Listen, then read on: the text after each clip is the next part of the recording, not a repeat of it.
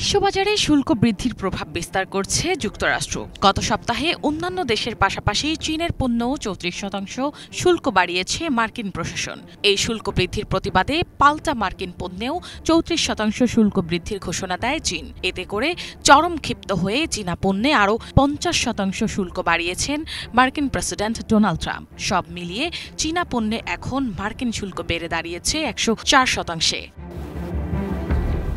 ১০৪% শুল্ক আরোপের পর চীন বলছে, যদি যুক্তরাষ্ট্র অর্থনৈতিক ও বাণিজ্যিক কঠোরতার দিকে যায় তবে সমানুপাতিক হারে পাল্টা পদক্ষেপ নেবে তারা। যুক্তরাষ্ট্রের সাথে বাণিজ্য যুদ্ধের জন্য প্রস্তুত বেইজিং।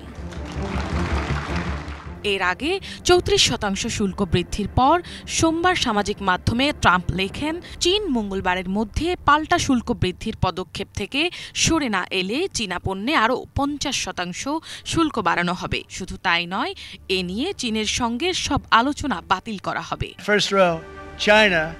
তার আগে ৬ এপ্রিল ট্রাম্প প্রশাসনের শুল্ক বৃদ্ধির জবাবে পাল্টা ব্যবস্থা নেয় বেইজিং। মার্কিন সব পণ্য অতিরিক্ত ৩৪% শুল্ক আরোপের ঘোষণা দেয় তারা। বিশ্ব বাণিজ্য সংস্থা WTO-তে যুক্তরাষ্ট্রের বিরুদ্ধে মামলাও করে তারা। এছাড়া বেশ কিছু মার্কিন প্রতিষ্ঠানকে কালো তালিকাভুক্ত করা হয়।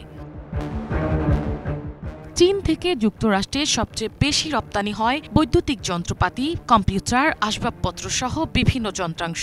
অন্যদিকে যুক্তরাষ্ট্র চীনে প্রধানত তেল, বীজ, শস্য ও ঔষধ রপ্তানি করে। ট্রাম্প অবশ্য শুধু চীনের ক্ষেত্রেই নয়, অন্যান্য দেশের পণ্যেও শুল্ক বাড়াচ্ছেন। এ প্রসঙ্গে তিনি বলেন, যদি কোনো দেশ যুক্তরাষ্ট্রের শুল্ক বৃদ্ধির পর পাল্টা শুল্ক বাড়ায় তাহলে তাদের ওপর নতুন করে আরও শুল্ক চাপানো হবে।